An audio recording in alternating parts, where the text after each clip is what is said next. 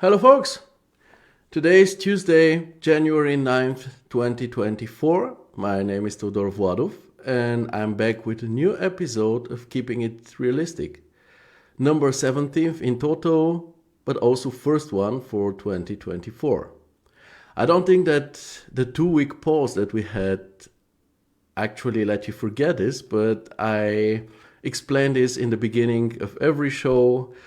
Keeping It Realistic is a live review show in which we go through the projects posted in the Chaos Campus Facebook group within the last 7 days, talking about their strengths, but also pointing out their weaknesses and suggesting eventual ways to improve them.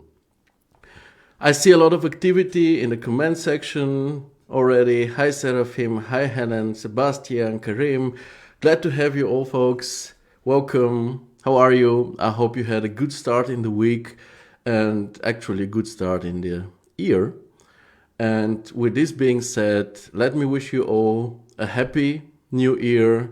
May it be a very healthy one, because without health, we cannot actually do anything.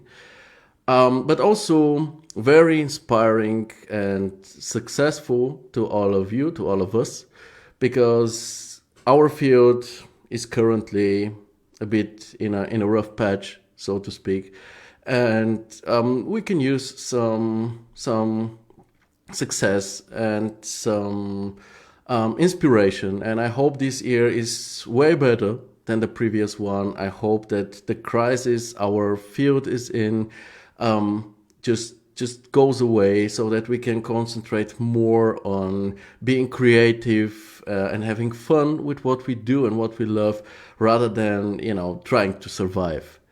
I see Mario joined us, Randika, hello guys. Did you have a good start in the year, and are you optimistic about 2024? Roy, hey man. Missed you, brother, and the show. I'm happy to hear. I missed you too, and all of you, actually. It's when you do a show on a regular base every Tuesday, and suddenly it comes a Tuesday and the show doesn't happen on this day, it feels kind of weird. We only did it for 16 episodes for 4 months, but actually the first Tuesday that came in my vacation really felt a bit lonely without you folks. So I hope that we have a lot of fun in front of us this year together. Hi Wacho, Happy New Year to you too. Again, back to the question, are you optimistic about 2024? Personally, I believe that we actually should be, because there isn't much point in starting off the year in a negative way. I think we should just face what's coming at us and just deal with it like we did last year, and come out as winners in the end of it. Just simply give our best and rock it. And regarding New Year's resolutions, do you folks have some things that you decided that you will definitely be doing this year, or something you want to change, you want to learn, you want to improve about? For me, I'll start, but I'll gladly hear your opinions as well, so please write them down if you wish to. I want to get fitter. I want to get just more fit generally, because we spend a lot of time sitting in front of the PC, which obviously isn't the healthiest way of living. People aren't really meant to sit that much on their asses, and I don't want to do this. I have to do a lot of it, obviously, but when I have the chance, I want to spend more time in the home gym, outside generally, doing yard work, hiking with my family, jogging with my daughter. She does athletics and she's very fast, but she doesn't have that much endurance. And with this garden that we have, we have enough space to just go and jog every day, in order to make her endurance better, and mine as well, of course. And regarding the group, I hope that we keep the pace that we picked up since the first show aired in September 2023, and double down on it this year. actually turning this group into really one of the best places for visual artists to be in the whole internet. I actually, if you have to ask me which one is more probable, me getting more fit or this group becoming this place, I think the easier one is the group becoming this place, because we are already on it. We have already started it, and we already changed a lot just in the span of 4 months. So I strongly believe that we can really do it, and it's just not a theoretical situation, but something that can actually happen. But yeah, let's see, by the end of the year we will have a talk like this again, and then we will compare what we wanted to achieve and what we actually ended up achieving. I'm looking forward to this one, and again, you can gladly let me know what you think on this topic, or what your goals are for this year and what your expectations are for it as well. In the meantime, we can actually get a moment, as we usually do, to appreciate today's cover image with the shots contributed by Amjed, Smith, and Thakur. I think it's a very pleasant to look at one, a very laid back and chill one. So many chairs to just sit on and relax. I think this is a good way to start this year. So yeah. Here I am back again. Let's not forget, let's change the topic again, and let me remind you about our monthly challenge, in this case B monthly challenge, which we started in December 2023 and goes by until the end of January 2024. Deadline is January 31st, so you have 3 more weeks to work on this. The topic, as you see here, it's winter in the city. So what we need with this image is this urban situation, which doesn't need to obligatory have snow though. So I cannot really recall the last time we actually really had snow for Christmas or for New Year's. You know, all these classic movies like Home Alone, it's Christmas time, it's snowy and so on. We don't have that anymore, at least here in Germany we don't. So snow obviously doesn't really necessarily belong to the Christmas time or to winter at all. Most of the time here it is just rainy and wet and not even that cold. But it can easily turn cold, but then like in the moment outside it's crystal clear blue sky with sun. It just became incredibly cold within the span of 1 or 2 days. All the time during my vacation it was like 12, 14 degrees. You can just go out like this. And now it's really, really cold. In the morning today, it was officially -6, 7 degrees centigrade, but it felt, according to my weather app, like -12, -14.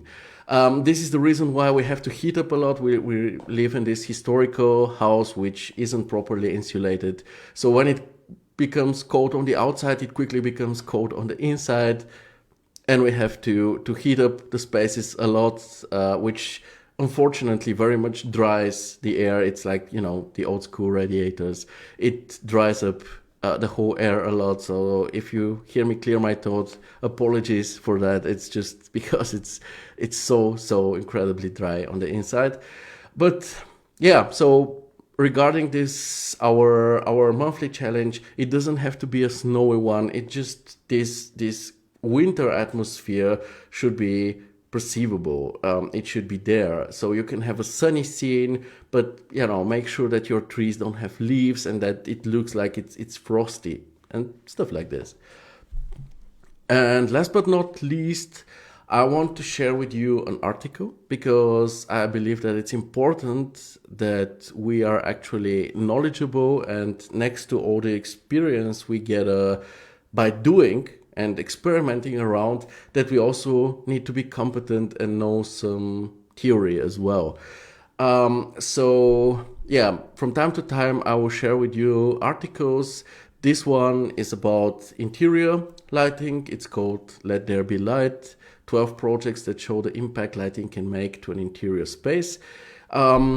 It is from Arc Daily. If you are subscribed to Arc Daily emails, you have probably already gotten it and seen it, maybe went through it. I did. I find it very interesting. Just take a look at those images. What I really like about this one is that there aren't only great examples, but also these awesome comparisons where you can see the difference the lighting can make. So there is a theoretical part, but also great comparisons and also explanations by the light designers as to why they chose to do a certain type of lighting, which is always great to know.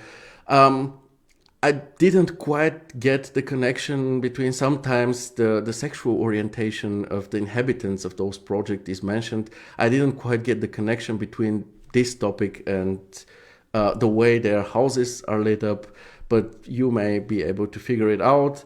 Other than that, however, there are really inspiring examples where you can see what kind of difference lighting actually makes.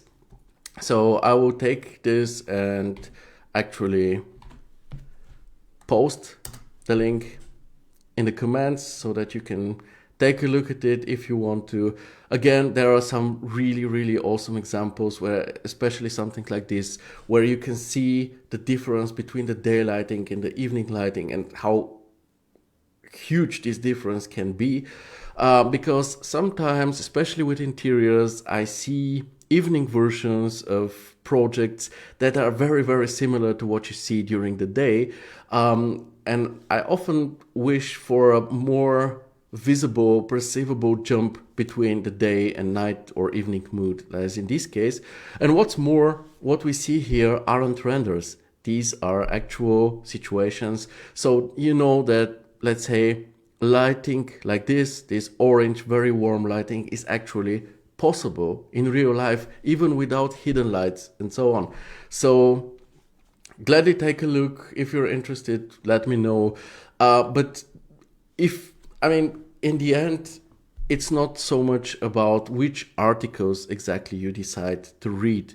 It's about just occasionally investing some time, maybe let's say every week, investing some time and actually reading stuff, getting to know some new theories or topics so that you are knowledgeable. Because again, we learn the most by doing, but there is also stuff that needs to be learned the old school way, the way we do it in at school or in the university, where we just read upon some theoretical stuff and then we later can apply it when we come to experimenting around. So yeah, this is the last thing that I wanted to show you in this general part of the show. It is in this part we usually talk about announcements, general topics, recent stuff. What I also wanted to suggest to you is that we maybe have a weekly or monthly topic in our group, and all of us write something there, and then in one of the shows I can actually read what you guys have to say about a certain topic, and then we can discuss it live if you wish. I think it would be a cool idea. I see Amjed joined us. Nice to see you, man. It's been a long time since I saw you in the show. It's great to have you back. And I think this is now the right time to jump into the projects after 15 minutes of general talk. Now, initially, I wanted to go back and quickly go through all the projects that have been posted since December 19th. This was when the last show took place, the last episode for 2023, up until, the first project, which would be Tilina's project that we will talk about a bit more. But I think that this will make for a very long show. So I will probably just talk about the stuff that has been posted within the last week now at first. And if by the end of the show we have time and you feel like it and you want me to do it, we can then together go back and take a look at all those projects that were posted in the meantime and just briefly mention them. But one thing, however, I want to share with you, It is this free lesson in modeling and unwrapping, which is shared by Konstantinos from Mesh Mastery. Check it out. I did yesterday. It's a 1.5 hour lesson on YouTube. He shows how he builds this chaiselong from scratch, according to plans. You can see here, I don't want to have sound, but you see how he builds it, the whole thing, and then the last part, like it starts somewhere here, so the last more than 20 minutes, Mesh Mastery explain how they do the unwrapping on both the base and the cushions and the pillow and everything. I really liked it. I don't know if it is Konstantinos himself or somebody else from Mesh Mastery. One could tell that they're a bit nervous, but I actually did great in explaining. I could understand absolutely everything and follow. You can also download the lesson files so that you can really follow the whole tutorial, and I really recommend it. What I really liked also is that some things that they showed here, they didn't turn out right the first time, and there were some issues here and there, but you were also able to see how they deal with those issues, and I really like this because it feels like more real rather than this very perfect tutorial where everything goes according to plan. I liked it. It felt authentic, and I'm a fan, so if you feel like it, gladly go drop them a like, watch the tutorial and follow it through, and then you can build this thing and you can also have it in your library, which is a win-win. Amjed says, yeah, long time, lots of work, family functions, kids, Olympiad exams, and Christmas vacation. Yeah, I know what you mean. Yeah, but hope you enjoyed all of this. Alex, hi Alex. Mario says, yeah, I like that type of classes too, raw and realistic. Yeah, this is the thing. They really are. It feels just authentic and natural, and I don't see it as an issue. I hope whoever did this lesson or recorded it doesn't feel bad afterwards because some things didn't go exactly as planned the first time, because this just happens, and it was actually nice to see how they deal with the issues instead of just, cutting it off the video. So really cool. When it comes to learning, do so. Let's see where we are. Yeah, we're here. You know how we usually deal with Tilina's projects. We usually just, because, he has this constant optics and visuals to his concepts, we usually just click on them and go through them together, and then we move on to the next project without me talking about the modeling and materials and so on. And this is mostly what we will do this time as well. However, there are other things that I want to talk about, so let's hear what he has to say. It's a Balinese bamboo villa. Architectural design is made in SketchUp and V-Ray 6. The image depicts a conceptual design for a Balinese bamboo villa inspired by the form and translucence of soap bubbles. The villa is designed to be open to the surrounding nature with an emphasis on using natural materials like bamboo and wood.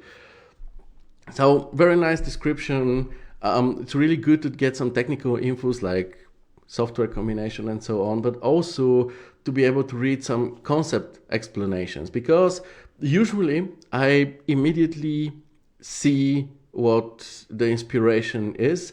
In this case, with the bubbles, the soap bubbles in general, I think are a very difficult reference, because they are so lightweight and airy, and I gotta admit that the first moment I saw this house, it wasn't the soap bubble association I got out of it, because I see this round holes in it like bubbles are, but on the other hand, the heavy roof material and also it being dark made the house feel very grounded, very rather heavy than lightweight, which to me kind of contradicts this bubble association or reference. Still though, there is something new to Tilina's works here, and it's those graphics that you see. They aren't actually rendered. It looks like an image directly exported from the SketchUp viewport and then placed in Photoshop on a simple background. However, we should not forget that when we visualization is more than creating photorealistic renderings. It's about helping people who are new to a certain project better and more easily understand it. So creating something like this is very legit and sometimes really necessary so that people can actually comprehend a concept. And it's cool to see Tilina experimenting with this. This is what I mostly wanted to show you, because it's, on the one hand, it's very informative. We have here the house and here a section of it, again, just straight from the SketchUp viewport. But Tilina went a bit further. He didn't just, take a black line and say here main structure. No, he used this funky font and also this very dancey lines here in order to take away the seriousness of those plans, because this is like a bamboo villa, this is like a resort, this is a place where people go to chill, to have fun, not for work and so on. So he decided to go for a playful optic, which very much suits what his concept is about.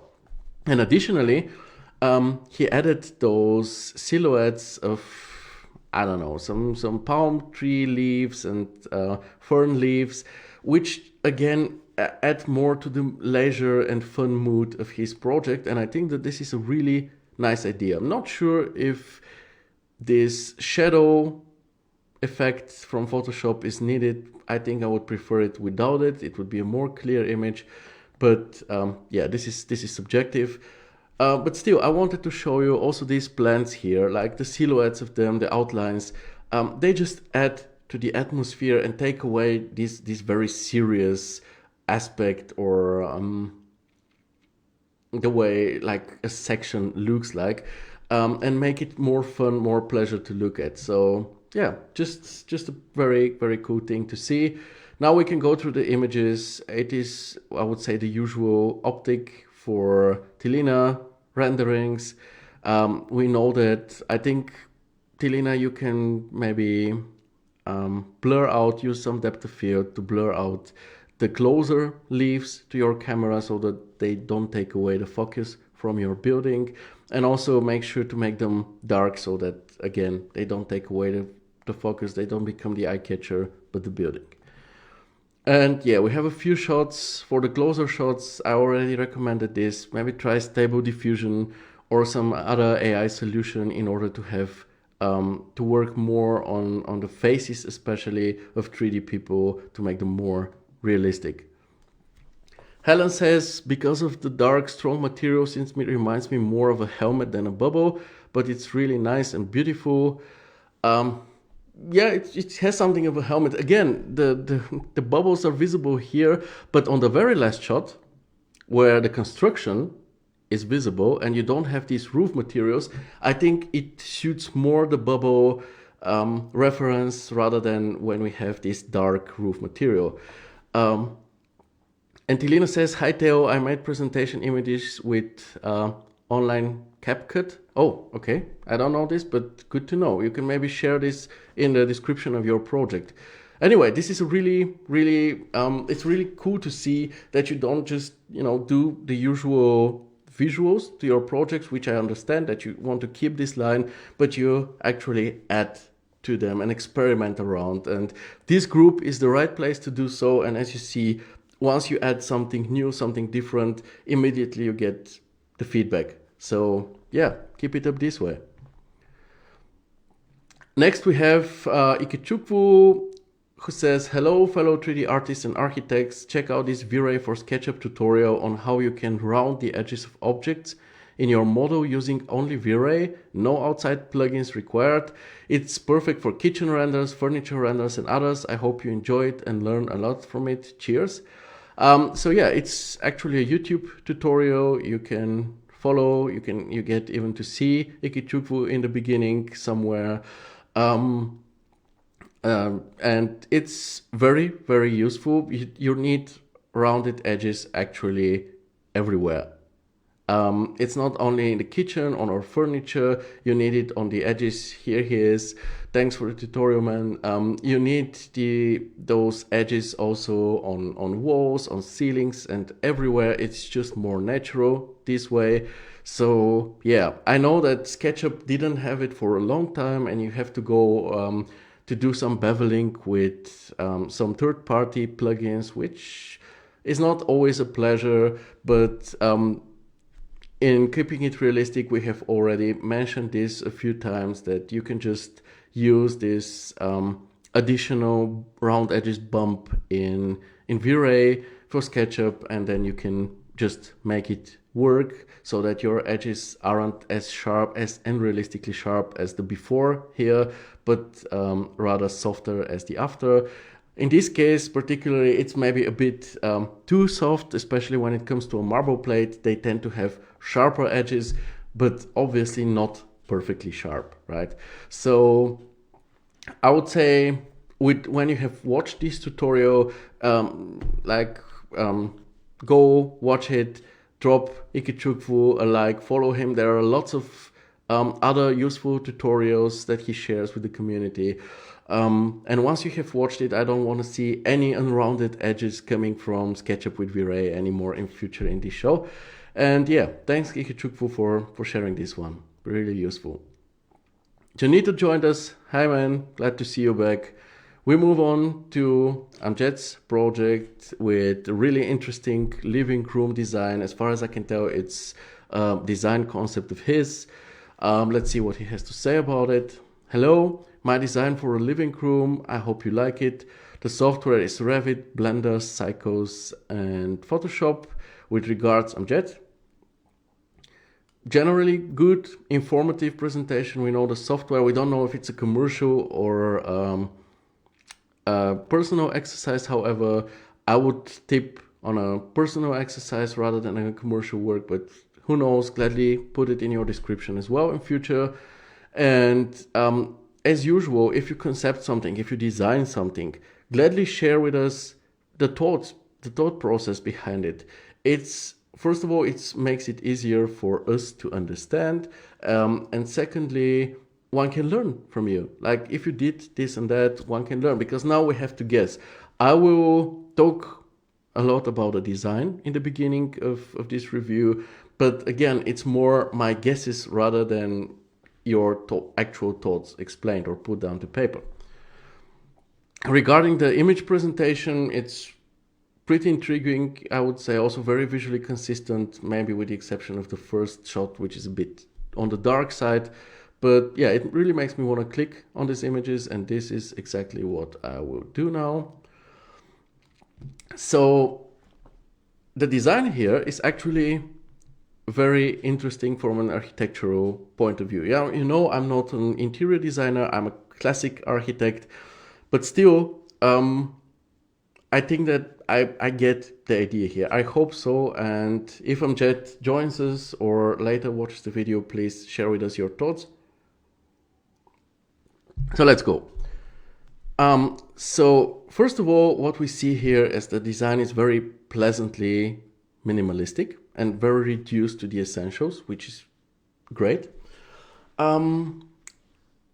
What I also very much like is how this minimalistic design actually very nicely corresponds to this exterior view and to this large, really luxurious glazing with a picturesque view on the outside.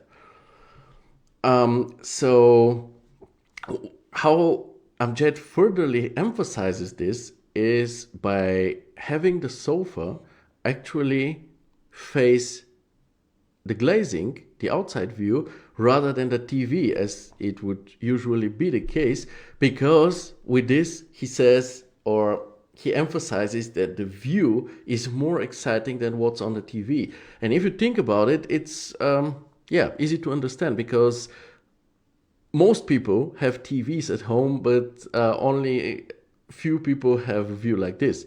So I think that this is very a very elegant and nice design idea here. And the second thing is, which obviously very much sticks out visually, it is the light produced by this lamp here. Now, Amjed chose to work with simple surfaces. You see, usually there would be parquet and maybe some concrete on the walls or whatever, but no, on the floor it's just like a simple, plain, monotonous texture. Same with the walls, same with the ceiling. So obviously, if he left the project at that state, it would be very, very boring to look at. However, and you see it here on the first shot as well, what he decided to do is to give the space this lamp, which produces this awesome striped light. And now all the faces, like the wardrobe doors here and what you especially see here, parts of the floor, also this wall, suddenly become this structure. And this structure doesn't come as we usually know it from, the parquet floorboards having a certain form to them, or from some material patterning like concrete has it, or marble, or wood. No, we have plain, single color surfaces, but the light is the one that actually puts a pattern to them. And given that the pattern is produced from this one and the same lamp, it is a repetitive pattern, so it's the same pattern on all the different surfaces, which kind of very homogeneously fuses them together. And I think that this is really unique on the one hand, but also very, very smart on the other. So for situations where, let's say, a client wants you to work with very plain and boring surfaces, you can still add structure through light. And this is a great example of this, and this is what I love this project for. There are some things that I don't like as much, especially, mostly actually, it is the carpet here. And the reason for this is not that I don't like the particular carpet, but that it is very, very underdimensioned. Now, to paraphrase the dude, the Big Lebowski, I hope you know him, a rug is there to tie the room together, right? So you have it there and it just kind of centers the objects, let's say the living room objects, armchairs, sofas, coffee table together. You can even come out without having a coffee table, but the carpet needs a certain size to it in order to make things work. And this size isn't given in this case. I would say that the carpet should be at least twice as big so that it reaches from the chairs up to the couch. Then you can maybe throw 1 or 2 pillows on it so that that visually merge the space together, and then you can just, discard using coffee table or something. So this is the one issue that I have. Other than that, it's not much. I think that the modeling and the materials look quite decent. Again, the materials are very reduced, but they work. They behave pretty nicely as well, the reflections especially. Lighting-wise, I also have no complaints. I actually appreciate that you decided not to add additional light sources in the back here, so that this wonderful light produced by this lamp can stretch out even to the more further areas. Composition-wise, I would say that the last 2 shots, I think it was this one, can be improved. I think if you follow the show since like the most episodes, you will probably be able to tell what issue I have here. And let's see, I'll give you a second to guess, but I'll have to review it so that we can move on. It's the issue is that we have space here, which, the plant here is already cut, and this space doesn't add much. But we have a major object of the scene, which is this lamp here, which is being cut, and I don't like things like this. So I think that it looks way better this way. Let me know what you think about this. And the second one is this one here again, I think you can tell where I have the issue with, and this is again that the lamp barely fits. Like the lampshade already touches the border of the image, which gives the image a cramped feeling. It's way better if you have it this way, like down here. So I extended it. I find it better, even though I think that one can actually go and make something like this. This would also be enough. Would probably even be a better framing for the shot, because we have almost too much curtain empty area to the side. So this would probably be the best version of this image. And with this being said, I don't have anything else to criticize about it, because I really like this project. It's very interesting, especially design-wise. And yeah, just fix the carpet size, maybe make the carpet a bit more laid back, a bit more secondary to better fit those monotonous, very simple other surfaces, but make it way bigger until it ties the room together, as Lebowski says. And that's it. I see there have been a lot of comments since I started talking about this project, so I'll go to them. Flatson joined us. Hello, man. Congrats on your project that you shared in December, if I'm not mistaken, being shared by Chaos. It was awesome to see. Abdi joined us. Hi and Happy New Year to all of you. Nice to see you here again. Nice to have you back, Theo. Nice to have you back too. Tilina shared as a link to CapCut, which is this online image editor. Go check it out. I will surely do. Sometimes editors like these are very, very easy and convenient to use. So yeah, gladly do it.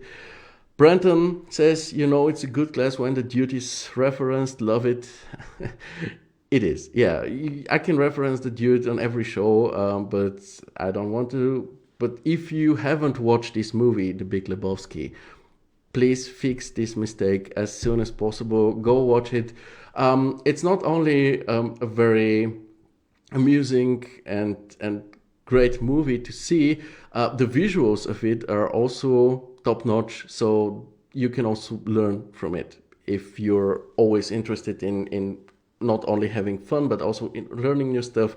The movie is good with that as well.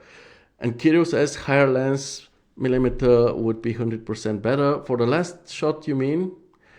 Yes, we can, of course. It would be also nice if we just pull back the camera and have a higher focal length, so that we don't have the distortion on the lamp here. But if you want to keep it like this because you like it, sometimes distortion is an effect that we actually want to have, then you still have to fix the cropping and extend it. But yeah, thanks for a very nice suggestion, Kirio. I always love it when you guys are actually active and also suggest stuff while I'm talking, because you see, I always take the time to go to the comments afterwards. Let's just actually check this CapCut. I don't know where it will open, probably here.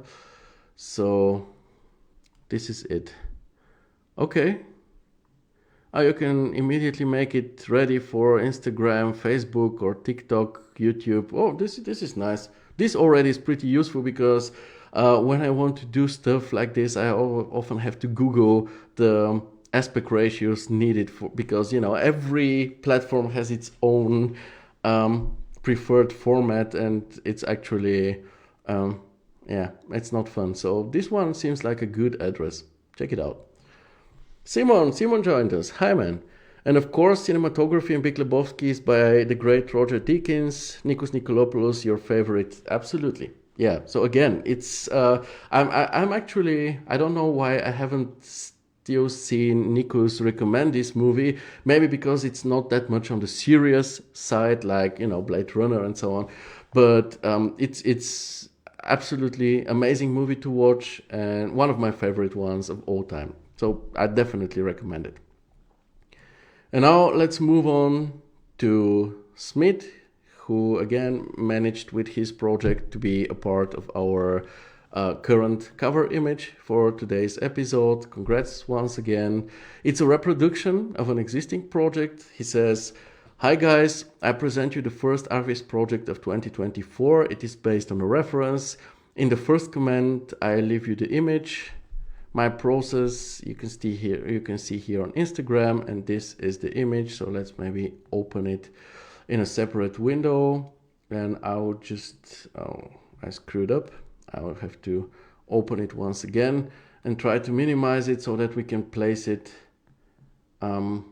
next to what Smith did here. Oh, come on, screw it. Yeah, okay. So here we go. Now we have it, and let me just get back to my notes. About your description, first of all, it's a nice one. It's always pleasant when you talk a bit more about it than just, this is my recent project and so on. Gladly share your software combination in future. You're relatively new to the group, so I explained this to you like it's the first time. And if you decide to recreate something, also gladly share why exactly you decided to reproduce this project, what caught your attention, what made you maybe fall in love with it so much that you want to reproduce it, or was it a certain topic that you wanted to train, or stuff like this. And regarding the image presentation, I think we can agree that it is pretty good, very consistent. So let's just take a closer look, I'd say. And in the meantime, I of course lost this one, so I'll have to find it.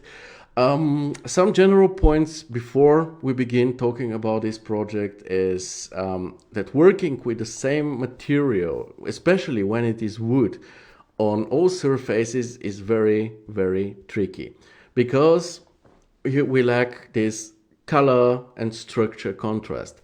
Let's take the simplest example. We have a room, we have wooden parquet on the floor, and we have just a plain white wall. We already have an interesting contrast here. Like, the floor has some structure to it, it has some patterning from the wood, and the wall is plain and calm. And you already have this contrast happening. When we have the same material on the floor, the walls and the ceilings, however, we don't have this contrast from the get-go. And this makes working with situations like this tricky. And as usual, I will just say, I don't say it because this is not the case here, but because it's a general truth, so to speak. When you recreate an existing project, always make sure to carefully analyze what actually caught your attention with the project that you decided to recreate. What are the strengths? What are the special points about it? And try to recreate those as good as possible in order to properly capture the spirit of it. Because if you don't capture the spirit, but just try to make it and it looks similar, but the spirit is not there, your recreation probably won't be able to catch the attention of other people, of the people who will be viewing your renderings, because this one certain thing that caught your attention is now missing. So let's take a look at the reference here. This is it. It's a bit small, but yeah, we need some space. So like here. So we have a ton of wooden surfaces. Even the furniture is in wood, so that's a lot of wood. It is very, very minimalistic, and it has this awesome, strong contrast between those uniform interior areas that are entirely made out of this wood and the forest, the very green and saturated forest we see on the outside. And again, coming back to this topic of analyzing the reference work, this window here, the reason for its existence is that you see the forest on the outside. So we'll get back to this project or to this topic later, but it's important that you know this, or that we have talked about this. So now let's take a look at Smith's version. I think that even though you changed the design a bit, as you see in the original, we have this empty space. I'm not sure why it's so empty. It may just be the situation that it is the regular situation for this space, or it can also be that the photographers just went there and they were like, oh, the furniture that you have in these spaces don't fit the spaces nicely, so we'll just remove it for the photo shoot in order to have a more clean, more ritual-oriented, minimalistic space. This second option, I hope it's not what it is, because I think that this second option is kind of like ethically questionable. But yeah, let's say this is just the general state these spaces are in. They are pretty empty. There is a lot of free space there, which I don't know what is it used for. Now Smith has a bit of a different proportions here.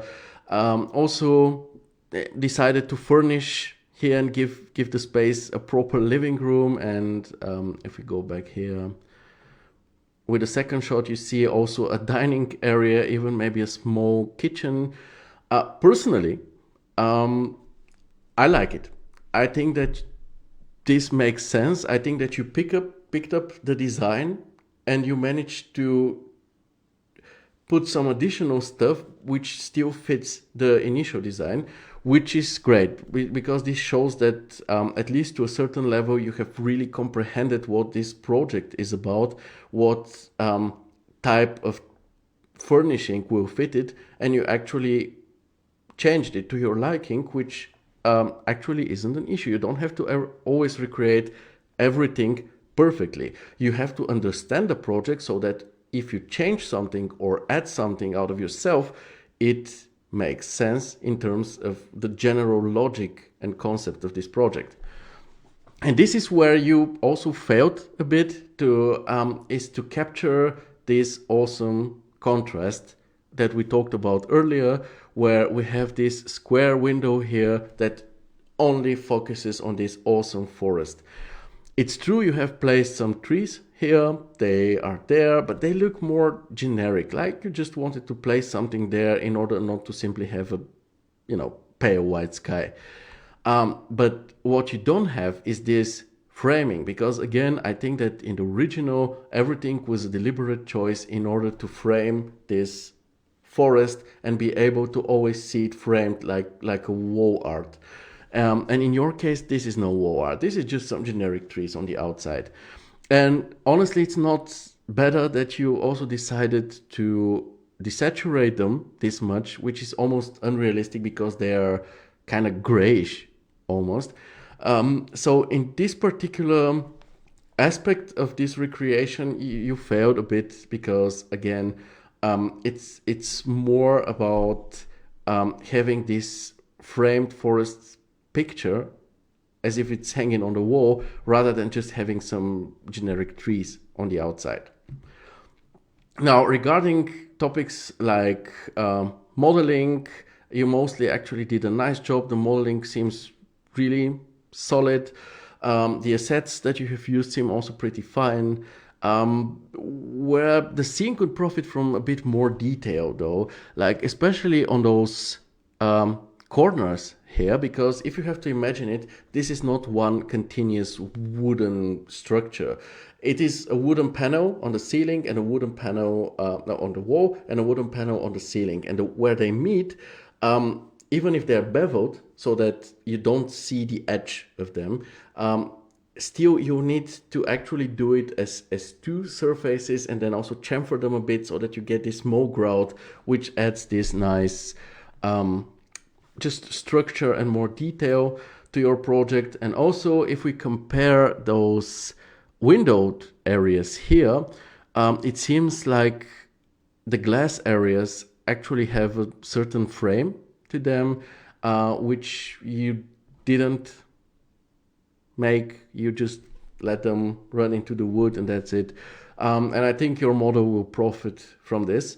And material wise, I'm not quite sure why you decided to go with two types of wood, because this is the only image I have from the original. In future, please share a link to the reference project so that we can see more out of it and also better quality images. But what I see here is that it's always the same, reddish wood that has been used for this divider frame and also for the floor, the walls, and the ceilings. And in your case, you somehow went with two types of wood, the reddish one, which is very similar to the initial one, to the reference one, and then this more yellowish wood, which I'm not so sure is that necessary. And yeah, we talked about this desaturated greenery on the outside. Just make it green, lushly, nicely green as it has to be. And gladly give your glass more stuff to reflect, because this way it becomes more perceivable and more perceptible. More perceptible, and one can tell that it is glass, because partially I don't see it here, but if you take a look at the original, you will see those nice reflections of some further furniture here, which shows that this is glass. And if your glass isn't reflective enough, just change the reflectivity value, pump it up a bit, and then you have more reflections, which again makes the glass areas more perceptible and comprehensible as such. And with this being said, I still want to say that this is one very nice exercise. It's an exciting and interesting space and general design. I still am not sure why this separation frame is there, what's the cause of it, or what's the idea behind it. But nevertheless, even if I don't know it, it's really interesting. I also really like how you picked up the original design, as I already said, and actually extended it, and it looks very nice. Just rework the exterior area, make a simple hill with a forest on it. Your image will profit from it and will end up looking better.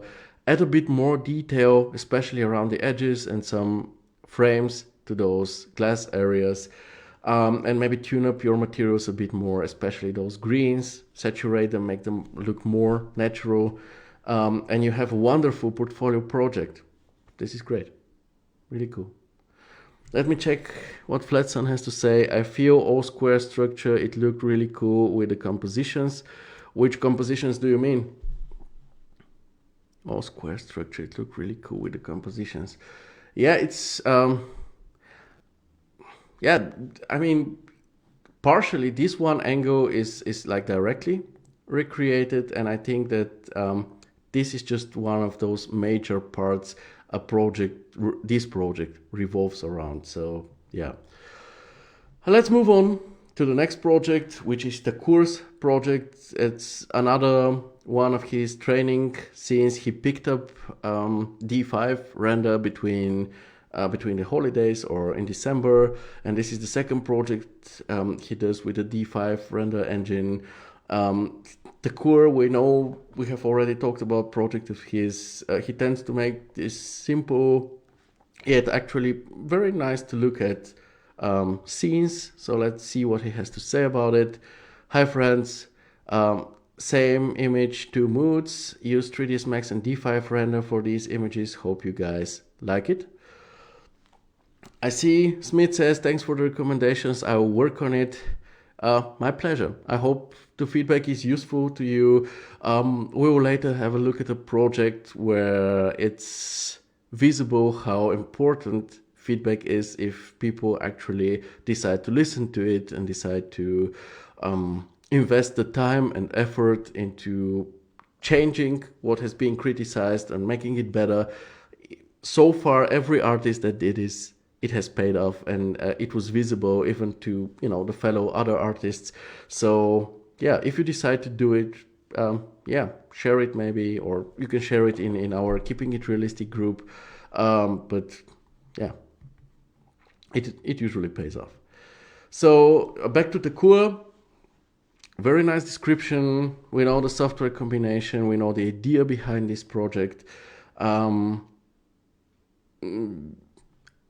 Every time that you decide to do this exercise scene or an exercise scene or whatever, it is very cool if you would invest the time to actually explain what you wanted to particularly focus on with this exercise.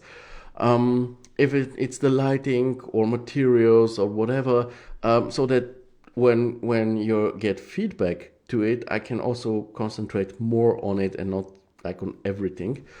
And regarding the image presentation, you talk about same image, two moods, but if we take a look at these two images, we see that they are same-ish, but not same, because it looks like on the second one you actually move the camera a bit closer, which honestly, if you want to make a comparison, like let's say you had different materials or different lighting, as in this case, it's visually annoying if the two images doesn't exactly match.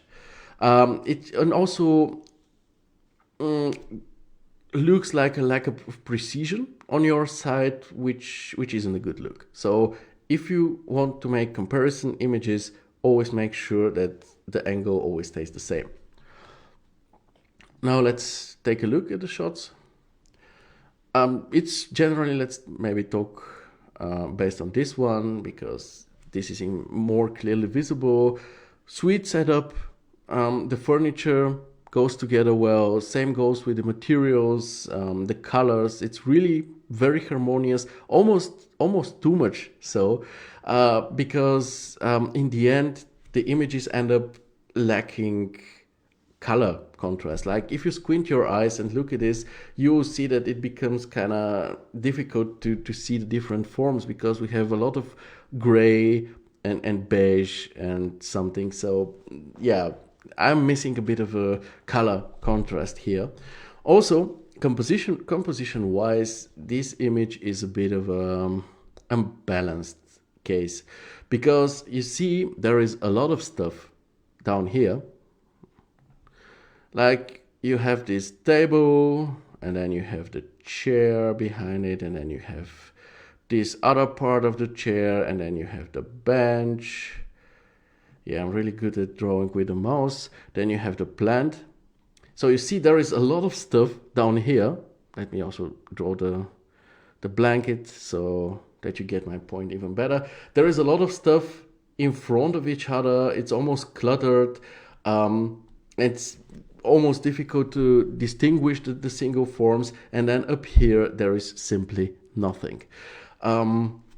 So you don't have this balance in the height. It is true you have chosen to work with this texture, which has a lot of different interesting things happening on it. But given that the texture starts down here and goes up here, at this point at the top, it's not really interesting or exciting anymore. It would be different if you had some kind of a border here and it would be just gray, and then you have this type of texture, then it could kind of balance out the rest. But currently it doesn't. So what you can do, if you don't want to place some maybe wall lamps or something, you can always add something like a palm tree leaf, which just comes in from the outside and kind of closes this composition here, something like this. So yeah, maybe think about it in this regard. Also, on the second image, you seem to have shifted the camera to the right. Like here, everything fits in the framing, but here the bench is cut off, which I am not a big fan of, because it's one of the major elements. It's not about me not being a fan of it, but composition and framing wise, you cut off one of the main scene elements, and then parallelly at the same time on the left side you have this empty space where nothing happens. So obviously it would be better if you shifted the camera as it is on the first shot and make it like this, because you see this is a way more balanced and better framing. Let's get back here. The lighting on both shots is actually quite pleasant. On the first shot, through the direct sunlight, it provides some further contrast that we don't have based on color, as we already found out. And also some dynamic as well, because we have these diagonals here. It also focuses the attention more onto this chair situation, which is good. Now here you seem to have some effect like depth of field or blur at least, and some chromatic aberration, which I find to be a bit over the top in this case. And here this version is more clean, more crisp, but as we already talked about it, it lacks these good contrasts and color, this good form and color contrast. But in conclusion, still, it's always great for an artist to exercise topics like materials, lighting, composition. Just be, again, more precise when you have comparison images, then make sure it's always the same camera, it's not moved, it's not shifted. And then when arranging your compositions, always consider topics like color, form, contrast, general balancing of the composition. Don't put like 100 things in front of each other and leave the rest empty. And next one will be better. Let me take a look at what Mario says. Man, he can be there standing in the same place holding the camera waiting for the sun to set. Well, yeah, this is true. I must be more understanding and tolerant. I get it. Flatson says no cap. Yeah, this is modern slang. People say no cap. I will probably learn it from my daughters at some point, because I never say bombastic side eye, safe, no cap, and so on, and I'm not cool anymore. But yeah, let's continue. Next, we have something truly fascinating. I think we can all agree on this. It's a work by Karim. He says, hi. For about 8-hour simulation using Phoenix FD and 63 gigabytes of cache files, I tried to follow Mir's approach, but in an animation way. The making movie is coming soon. I hope you like it. Software is 3ds Max, V-Ray, Phoenix, Tyflow, Photoshop, After Effects, Anima. A ref in the comments. I didn't see a reference in the comments, but I found it. It's not difficult to find a Mir project. This is the reference project that Karim built on these testing animations. I hope Abdi is still with us, because we have this Phoenix Tyflow combination, and this is exactly what Abdi likes to do and understands a lot of. I'm sure he will be fascinated by this one. I think this would be probably the first video that we can actually watch with sound, because all the sound there is to the video is just the sound of the waves. So I hope this is not something against. Yeah, obviously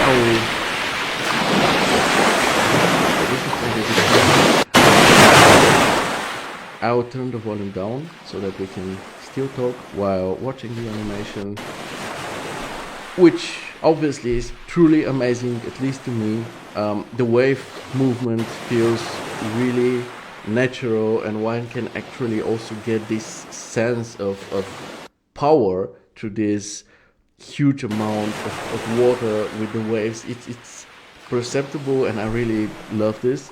Also, what's even more fascinating to me in this case is the way the waves actually interact with those rock formation.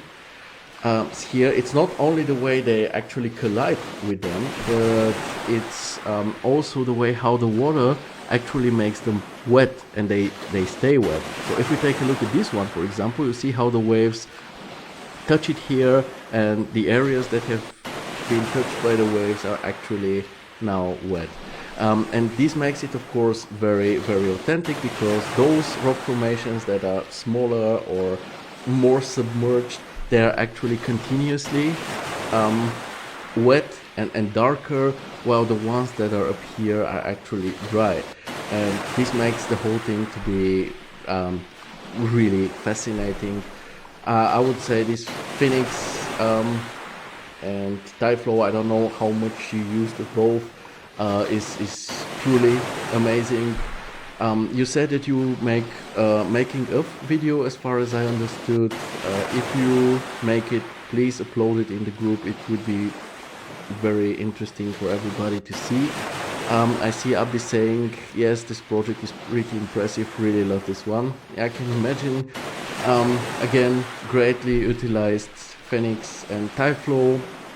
I don't know how much you used both. If you had your preview in Vantage, I can imagine that you needed Tyflow. I can imagine what you needed Tyflow for, because Abdi already explained this to us, because Vantage still doesn't support the particle material, if I'm not mistaken, so you need Tyflow for that. But this is just impressive. As for the rest, there is not much to add. You worked on a, you already made the work by Mir, so you already had a very, very solid base to work with. But it is wonderfully pulled off, so congratulations and real respect. I see Flatson also applauding you, and rightfully so. It's also great that you also made this one still image, so that we can compare a bit to the Mir one. And this is, I want to have to say something critical, because that's what I'm here for, not only to praise you. And if I had to say something critical, it would be that the water, in your case, especially visible in the animation, seems to be kind of pretty shallow and kind of very translucent. You can see actually the sea floor, the sea ground. And if we go to the original image, you see that the sea already looks quite deep here in the foreground. And another thing is, this is a very subjective one.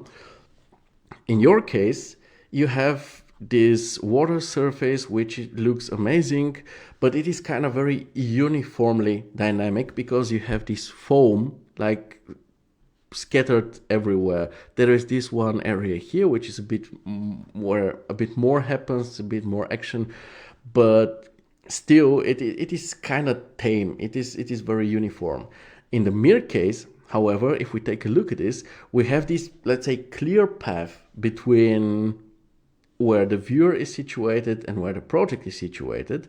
But on the sides of this clear path, you have this those very, very strong areas where the sea actually bashes against rocks or whatever with an insane power. Like you see, it's this one here and here as well. We also have this small one here, but generally speaking, it looks like more controlled dynamic rather than the more uniform dynamic of your image.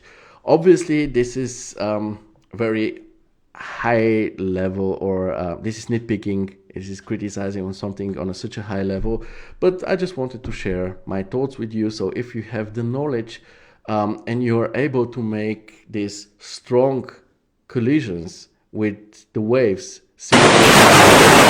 happening in the Mir's image, I think that it would also be very, very great. But probably then the animation will take even longer than, what was it, 8 hours, which by the way isn't that much for such an impressive and complex animation, in my opinion. So I don't know what to say in conclusion. You pulled off an amazing simulation. Really, congrats. I can't wait to see the making of movie. If you make it, share it in this group. It will be greatly appreciated. Before we move on, let me check the comments. Thakur says, thank you for choosing my renders and thank you for the feedback. So much to learn and understand. I will definitely work on your feedbacks. My pleasure. Again, this is what I'm here for. This is what the show is about. Simon says, probably someone could try this AI app for videos and tell us if it works with such situations. Which app is this? Again, it opened in the wrong window. So let me just put it here. Oh. Yeah, I mean, this looks cool if you just want to make a GIF or something for your portfolio or your website so that not all the images are so still, but there is a slight movement to them. I think that this is a pretty nice solution. Why not? But obviously it's limited. Like you see, none of those were really long animations. They didn't really react like in this animation by Kareem. You could clearly see how the water reacts and collides with those rock formations. But if you want to, add a small effect to your still images, so for your portfolio or something, I think that this is actually quite cool. Yeah, why not? Good. Okay, let's move on to something interesting. It's Amir's work, a reworked version of a scene of his. You see, during my absence, I didn't want artists who upload their works to don't get any feedback. So I actually, before New Year's and then again in the new year, I actually took some time and went to each and every work and provided it with some written feedback. And one of the works that I gave feedback to was a work by Amir. I will show it to you now. And it seems like he went back and he worked it. Let's see what he has to say. As usual, I'm taking your feedback so serious and I'm back working again and again on the same project to improve it, depending on your comments. Here is the final result. I hope you like it. In case you need to check my old work, you can check this link. Now, I checked this link, but it's like a link to your Behance portfolio. Instead of sharing this one, it would be better if you shared the initial work you worked on, which is this one, so that we can directly compare. Other than that, however, I'll go back to this work in a minute. Other than that, however, I think that it is awesome. Your description is pretty awesome because, you didn't only just repost this project, but actually explain that you got this feedback and you went back and reworked it and you're taking it seriously. And first of all, it shows a great attitude of yours. But secondly, it's also very motivating to others because I'm sure there are artists where I don't feel like giving that much feedback anymore because I don't have the feeling that they're actually listening to it or trying to implement it. They're more like, yeah, okay, it just feels like a waste of time. And some people I can imagine are unsure if when they get these feedback, if they should actually do something out of it or if it's just like, okay.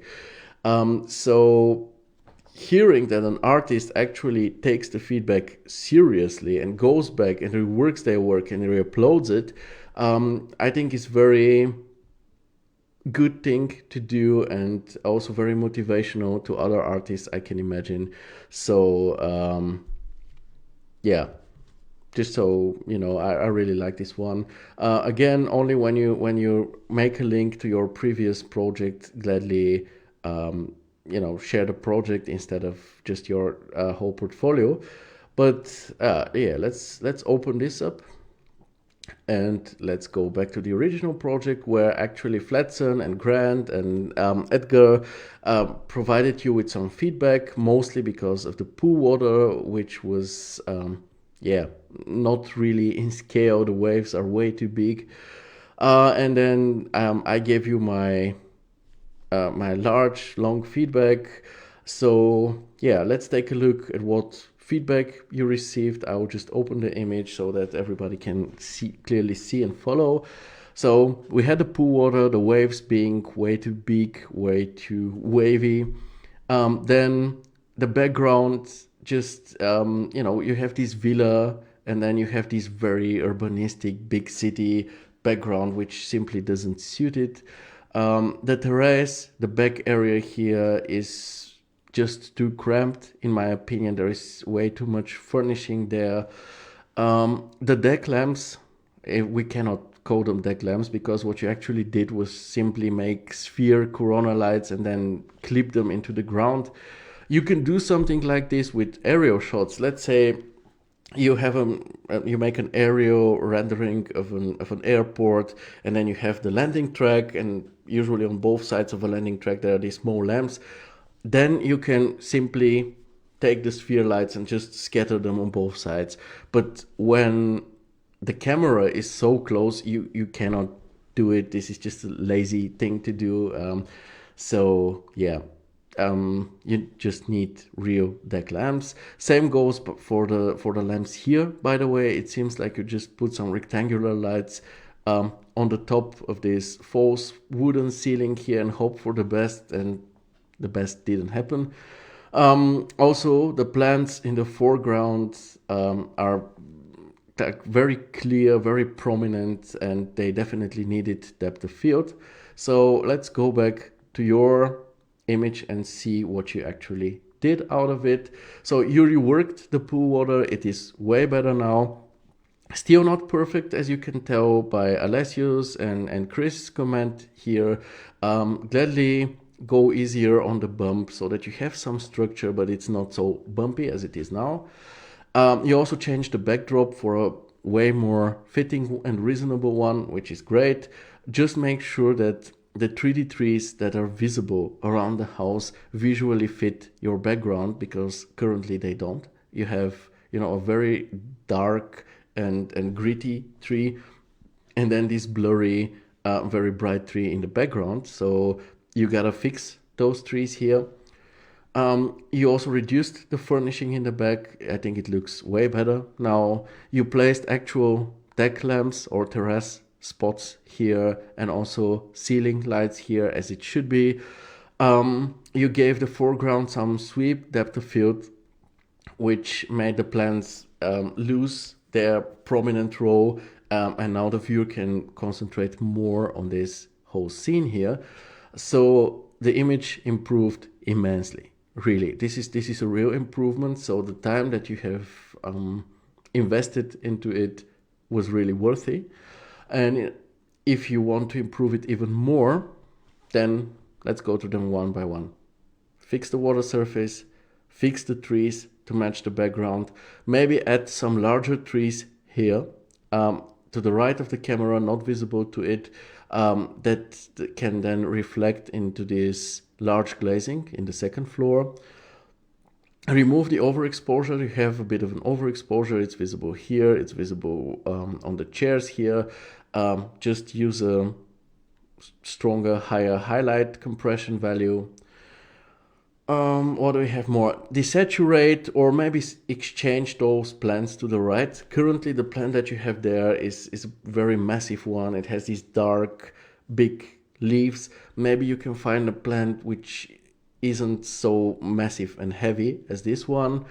Cut a hole into this ceiling and place those false wooden ceiling made out of planks into it, so that it's flush, it's justified to the ceiling surface, and we don't see the edge of it. Place the cable of this lamp into a grout, or add a canopy. The canopy is, this part. You usually have two cables, the electric cables coming from the house that are connected to the light switch, and then you have the two cables, or three cables as it is now, coming with the lamp that you fuse together, and then you have this part which covers this thing up because it looks ugly otherwise. It's called a canopy. You can place it here. And generally, and this one is a bit more general, it's not only addressing you, Amir, but like everybody. Don't be easily satisfied with yourself and your work. In this case, it's a personal exercise, so you are the one who is fully in charge of this project. There is no deadline. The usual excuse, I had a tight deadline, or the client wanted this and that, which I didn't like but had to make because they wanted it this way. You don't have this. But even if you did, let's say this was commercial work. Even if you did, don't feel the urge to to immediately like send the delivery mail to your client with the images in it and then immediately go online to social media and share your work. There is no obligation for this. If you feel that something in your work isn't quite right, if you're not completely satisfied with it, then invest some further time, put in some further effort, and make it better before you share it. Because once you share it, it's done. There was this regarding computer games. There was this quote from Shigeru Miyamoto, if I'm not mistaken, who says, "A delayed game can eventually be good, but a crappy game is crappy forever." So better release a better version of your work rather than a quick one. Because you don't get anything out of sharing as quick as possible. And the thing is, in a group like this, you can share something. Let's say, again, it was a commercial work and you only had 2 days to make it. So if there are imperfections, you can excuse those imperfections with you saying that you only had 2 days to work on this project. And some people who actually read this description will be, oh, okay, I understand. Well, for a 2 days work, it's actually quite good. The thing is, however, you don't only share it in a group like this, you also share it in your portfolio, on your website, for example. And there is usually no text. Take a look at my page, for example. This is how my projects look like. All of them are actually portfolio projects, so if you wish to, you can click on one, and then you get to read that text or some further informations. But what you initially see is just images. And the thing is, you only have one chance to make a good first impression. Not a second one, just one. So if you make an image that has stuff like this, here, you took the lamp out of your library, you placed it in the model, and you were like, I'll just place it somewhere there, who cares? This carelessness is something that people will actually see.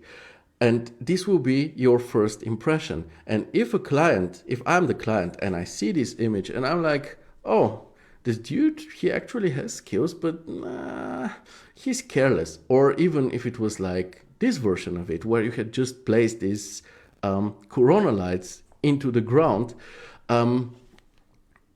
then I'll get the feeling that you are, as an artist, as somebody who will do something for me in an eventual next step, if we come to work together, that you are somebody who is careless, who doesn't work much on details and so on. And this will probably make me not want to work with you. And again, this is not only addressing you, Amir, but like everybody who tends to do this. So instead, invest a bit of additional time. Make sure that everything you do, especially with a project like this, make sure that everything you do actually is right, makes sense. Let's say in this case, you don't know how a lamp like this would be placed on a ceiling like this. Then get out of your ass, go to your apartment and take a look. If you don't have a situation like this, then Google is your friend. I googled here pendant lamp plank ceiling, and you already see how most of the times they just put the canopy on the underside of the planks. In my opinion, as an architect, if this is a nice false ceiling where you can remove the planks easily, it's actually nicer, especially if the grout is actually open between the planks. You can actually have the lamp cable coming through this grout. If not, if let's say it's a closed grout, you have it on the inside, but then there is this form, then you just make a canopy here and the case is closed, right? But invest this time, examine your work. Don't only rely on, I'll just make the work and I post it in the group and the others will give me feedback, and then there is the show where I'll also get feedback. Don't rely on this. I'm here today, tomorrow I may not be, and then there is no show, and then what? Don't you get any feedback anymore? It's important that you are the most critical with your work, more than anybody else.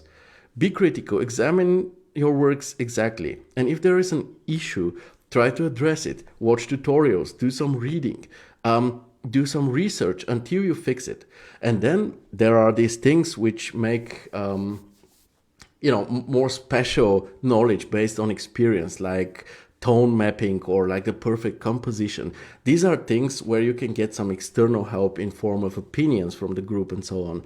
But up to this point, you should always try to share something which is almost perfect and not just half-ass it and then hope for the best. Because again, it's not so important about this group, but once you put it in your portfolio like this and people get to know you in this way, then you get no second chance for making a good first impression. Okay, rant over. I'm sorry for this. I see that there are lots of comments that I will immediately read after this. But by the end of this, in conclusion, with all the points that we just discussed and this rant that we just went through, I still want to clearly point out that I'm very proud of Amir's improvement here, because it is definitely there, it is visible, the image has improved a lot, and what he says here about taking the feedback serious, I can believe in this case. Reworking the scene really paid off. It again proves how valuable this feedback is, but only as long as you are actually eager to listen to it, to take it seriously, and actually put in the work, the time, and the effort to improve your work. Other than that, it's kind of pointless, to be honest. So yeah, I'm very proud. Just for the future, try to make everything as perfect as possible. And then let us concentrate more on the fine stuff, like, again, tone mapping or composition and lighting and so on, but not on stuff like why doesn't the car touch the road and stuff like that, because this is something that you actually should see yourself. And now let me check the comments. First of all, hi Chihan, glad to see you. Okay. Amir says, wait. First of all, we had something created by Simon. I already, no. Sorry, I opened the wrong one. It's probably this one.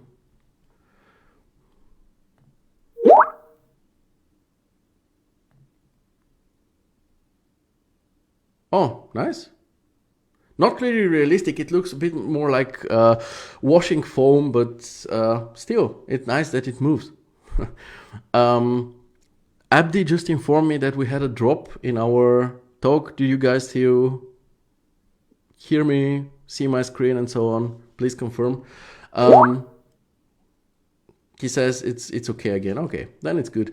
Yeah, so this is pretty nice. Thanks for sharing your own example, Simon, because it's always good to see a real case rather than one of those advertisements. But yeah, again, it doesn't look very much like waves. It looks like a mix of very low clouds and the foam that happens when you wash clothes or something.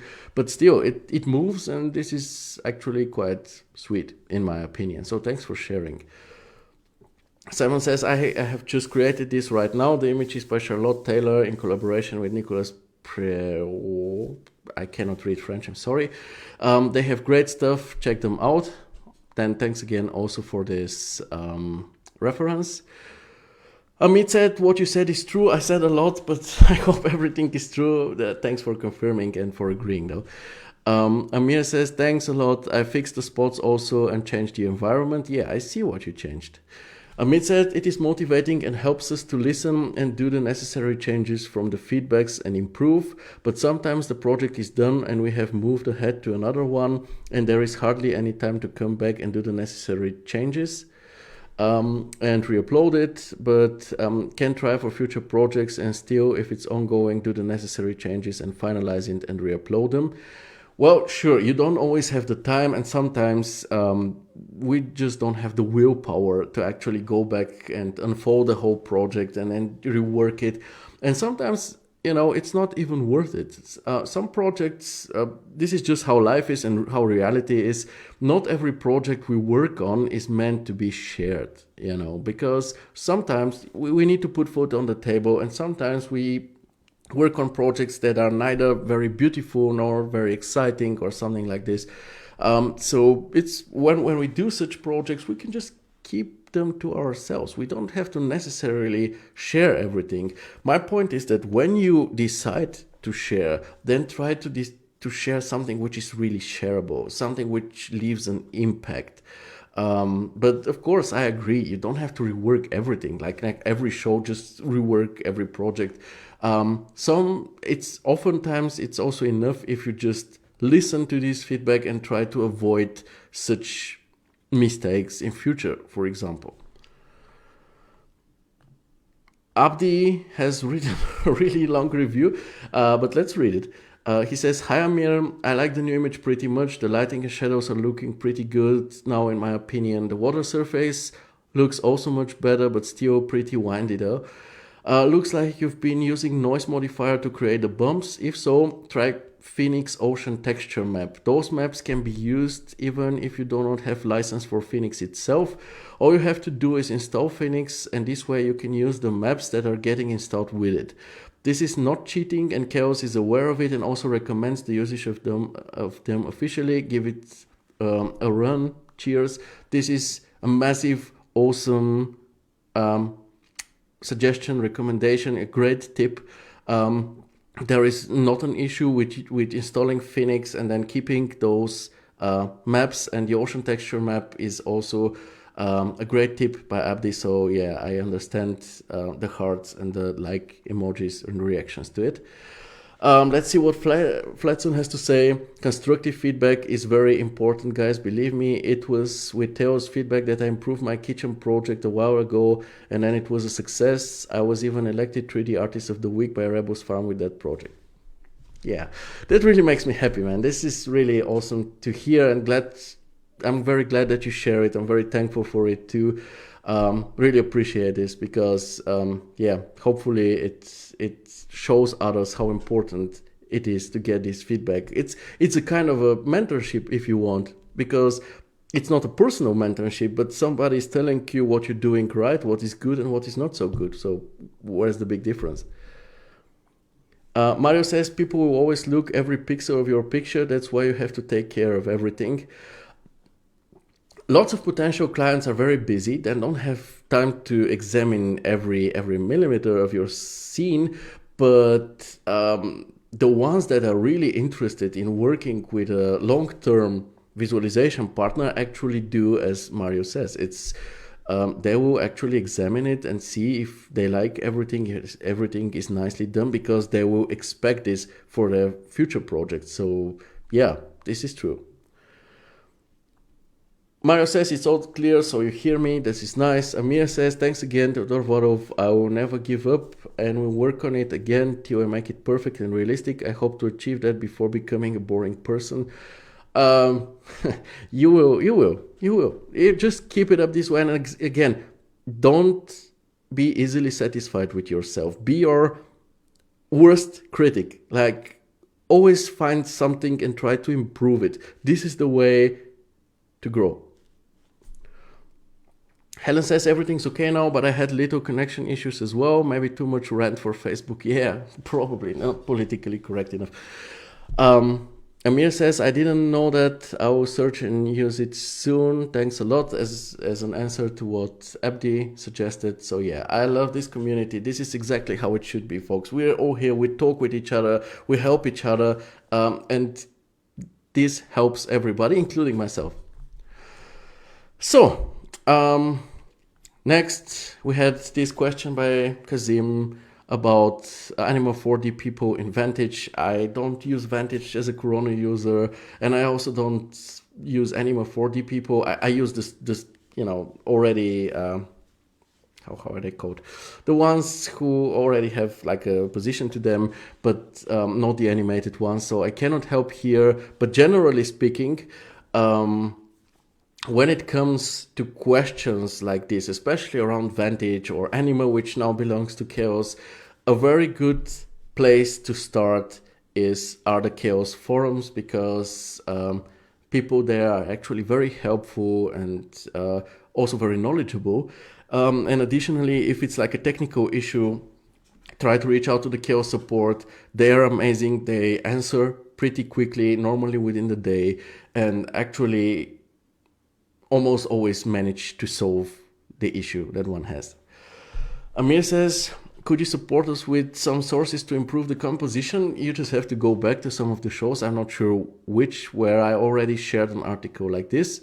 But yeah, you see in the beginning of the show, I tried to share articles now, and yeah, I'll look for one for composition. Gladly. Next we have Tilina. We already talked about Tilina project today, so you know the rule, one project per artist per show. So I have to skip this one. I just wanted to mention that contrary to the bubbles, where I didn't quite agree with the reference, with the bubble reference, here the translucency on those petals and the bright coloring of the whole structure, building, really captures the elegance and tenderness of a lotus, which is the inspiration here, as Tilina puts it himself. So this time it is really awesome, and I totally see the initial reference. And let's quickly go through the images. I gotta say that I always ask myself, those concepts that actually get implemented, where they are actually situated. Because if you take a look at this, it looks like it's a solitary building that you may encounter while you're hiking somewhere, because you see it doesn't even have a driveway or something. So obviously, as an architect, I always ask myself about technical stuff, and here it is the question about all the infrastructure like electricity and piping and internet and so on. Does it work?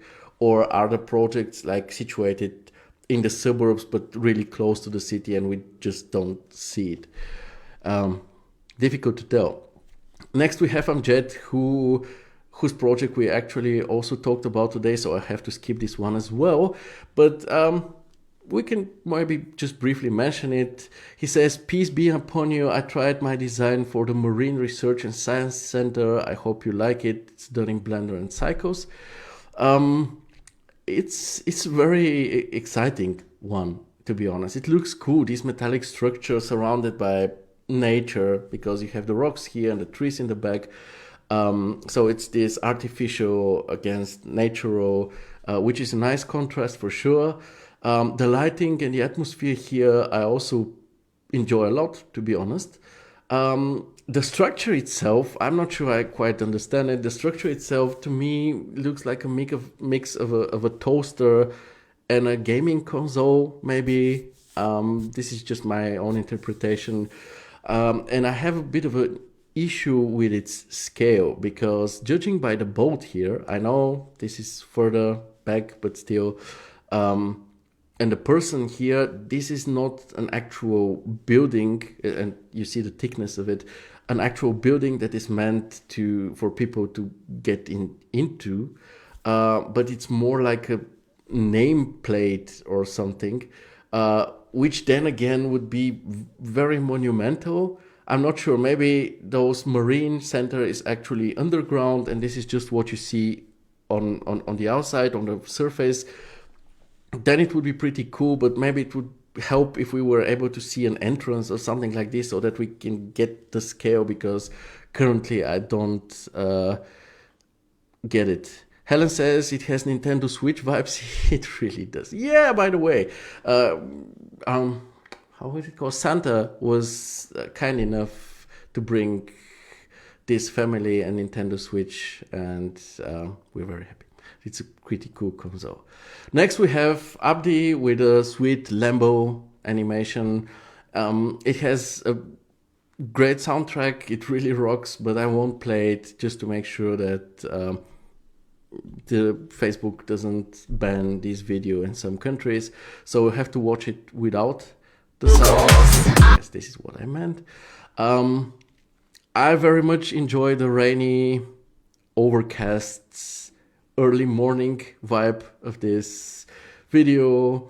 What I also am a big fan of, this is like a personal thing of mine, but what you see here when the camera goes to the side is that the wheels appear to be rotating backwards, or let's say opposite to the direction of the actual motion, which is called officially a wagon wheel or a stroboscopic effect.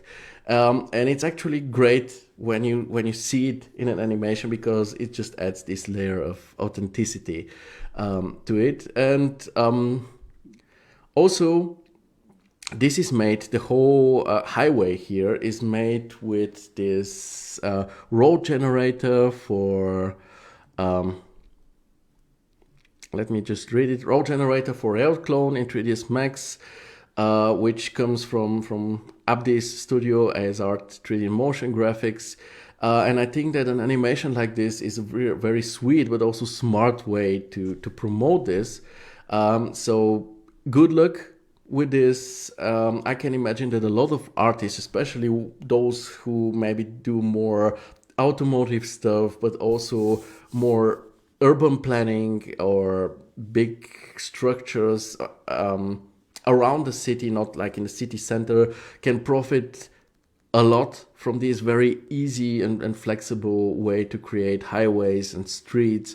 This is really awesome. Also, regarding the presentation topic, we always talk about it. Abdi didn't only talk about his road generator preset.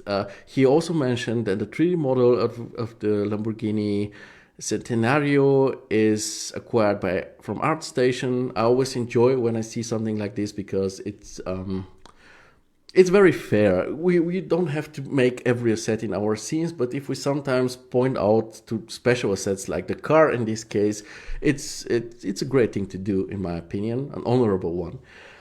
Also, I really like how Abdi provides this technical info. He says Chaos Vantage was used for both light preview and final render output.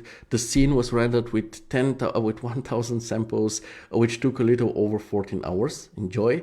And you see how adding this info here actually sparked some discussions. You see Filippo, he is like, yeah, why do you use 1,000 samples if 100 is okay? And this is how conversations are started, especially in an educational community like this. And those conversations everybody profits from. So let's move on. Next we have Smith. We talked about a project made by Smith today. So we have to skip this one as well, but he already received feedback from Mario yesterday and from me and Michal, who pointed out again those very, very distorted 3D people. Generally speaking, I will just open it for a second. This scene already looks very, very nice. I like the lighting mood and the composition of it.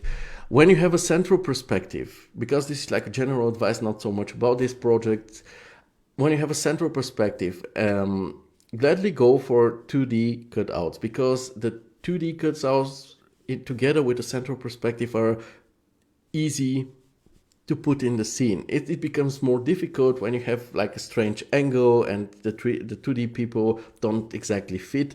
But in this case, there are tons of great cutouts that you can use, because cutouts, of course, these are photos of real people. They're obviously more realistic. And if you want them to also become more a part of your scene instead of adding them in post-production, just put them on a plane, make an opacity map around them, and then you can actually put them directly into your scene. The advantages in this case are that they actually throw some shadow, and also they get some of the tone mapping to your scene, so they actually integrate better. And when you work with 3D people, always be aware of them, that they are very different, even if they come from the same developer or the same marketplace. Like this dude, for example, you see that he's already too bleached out. At the same time, others may be still too dark or maybe too saturated. Usually when I work with 3D people, I have a color correction node on each and every diffuse map so that I can manage to actually fit them together. And also make sure that in the end, as always, everything makes sense. Like this looks like a very summery, warm scene, and then you have this girl in the back who's like, oh, it's so cold. It doesn't really make much sense, right?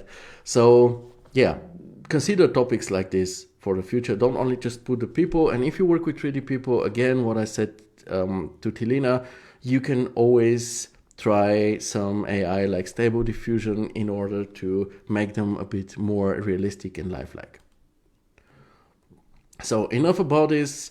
Next we have Jihan with a lovely cabin scene, really pleasant situation to look at.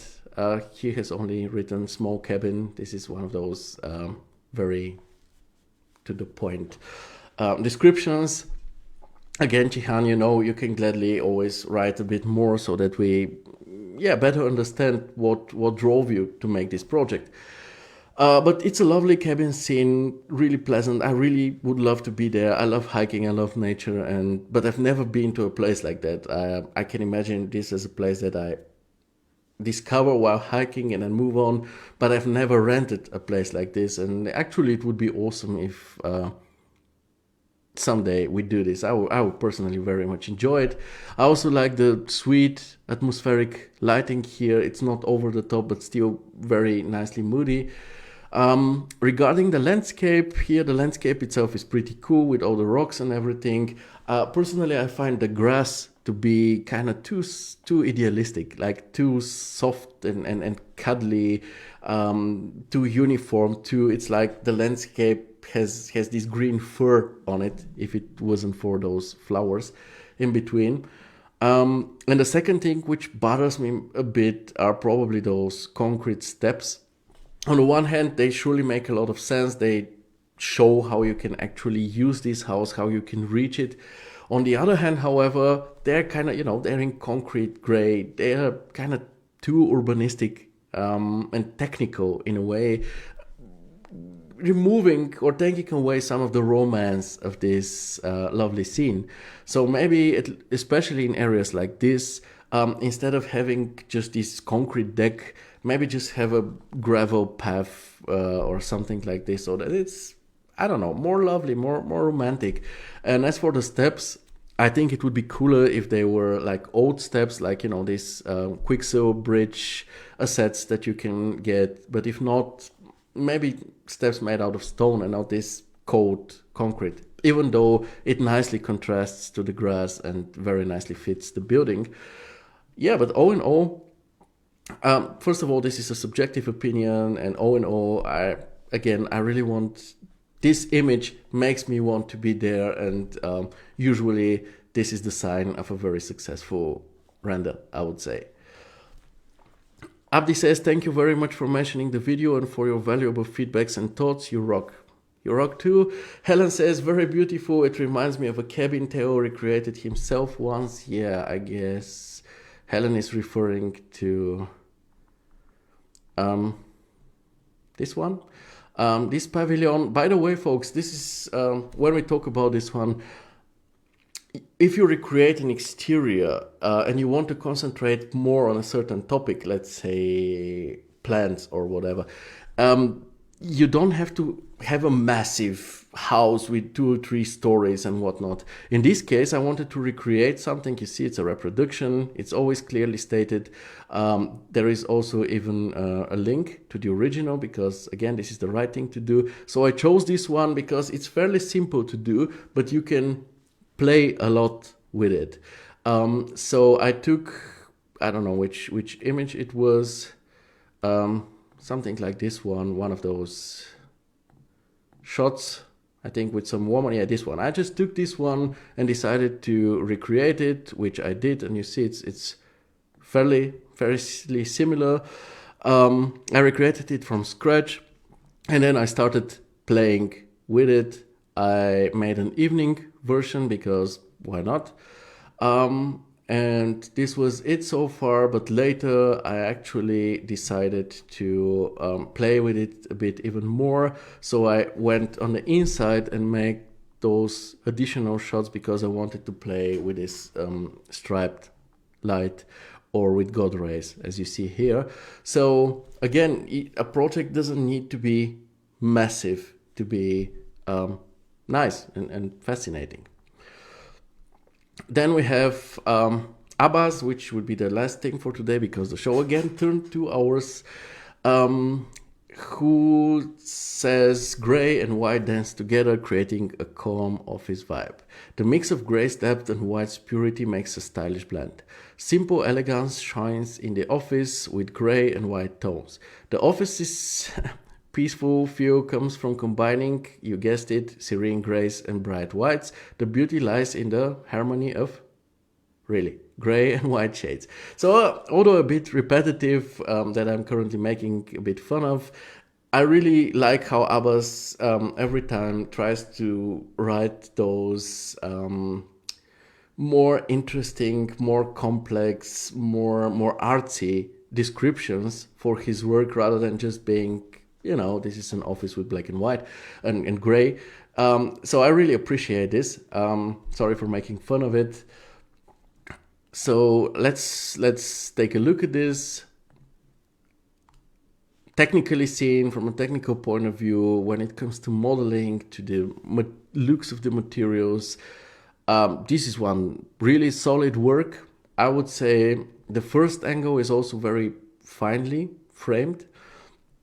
Given how much there is to present, it is very difficult to find the right framing for this one. But Abbas did a good job at doing so. The second one is interesting. It's interesting to have this mostly transparent, translucent room divider and place the camera behind it and then take the shot.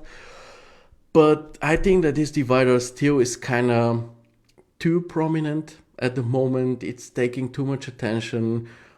It makes for the focus not to be exactly clear. I'm not sure what to look at because on the left side we have this layering. We have this foreground layer with the room divider with its stripes and its all of these complex forms and then this translucent glass.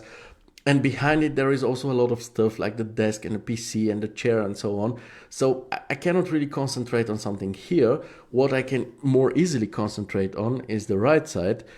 The issue is that the right side, even though clearly visible, isn't the most fascinating one. Like you have this folded table, and the most that you see here is actually a white curtain, which by any means isn't something which is exciting.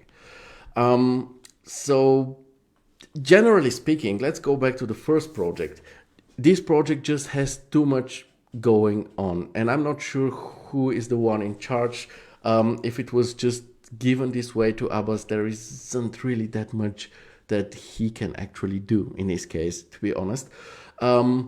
Because we have lots of patterns. Let's just analyze this because this one is really, really interesting. We have two types of marble, like the white one and then this grayish one. We have wood, we have the floor tiles. Just when we talk about patterns, we have the pattern on the wood, the very strong pattern on the floor tiles, the wall art, which is its own pattern.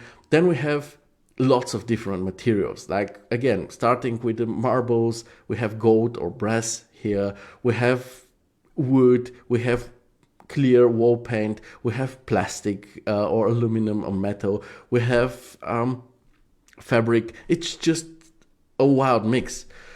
Then we have very different structures. We have the moldings, we have those wooden gears. We have the straight, clean structure of these shelves in the back, but also rounded ones like, the monitor here or the leg of this table. We have those strong reflections in the very glossy floor, which in combination with these indirect lights also are kind of confusing.